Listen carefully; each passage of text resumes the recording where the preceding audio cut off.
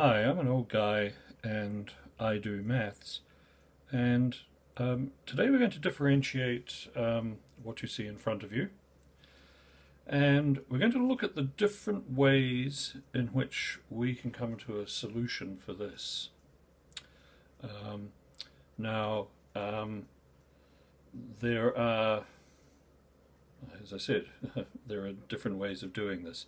I think we'll just leave it at that and get into it. Okay, so um, the first way that we're going to use to get the differential of this is set out here. So um, hopefully you've seen enough of this type of differential to know that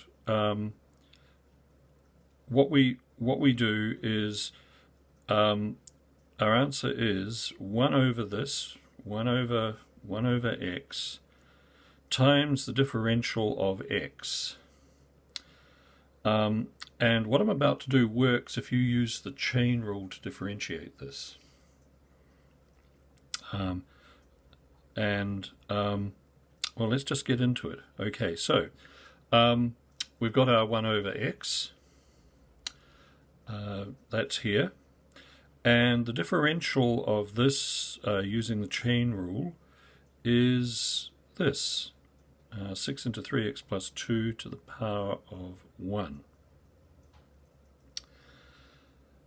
Right, so what does that give us? Well, if it looks like, for instance, you've got a square down here, a perfect square, and you've got something matching up here, it pays to write it out like this. And suddenly we can uncomplicate this in a really easy way. So we have 1 over 3x plus 2 all squared. We have 6 times 3x plus 2. Put them together and we get this, because we can simply do this. And this is our answer, this thing here. 6 over 3x plus 2. Now, how else could we get this? Well, take a look at this. You'll have seen from previous videos that I've done that another way of looking at this is to take the differential of your function of x and to divide it by the function itself. And again, when we do that, again using the chain rule, the differential is 6 into 3x plus 2 all over 3x plus 2 all squared, and for the reason that we got what we got up here, this becomes 6 over 3x plus 2. Surprise, surprise. But there is yet another way of looking at this, and it revolves around the use of a log law. So here we go. Our original problem, which just to remind you is here, note that, can be rewritten as this.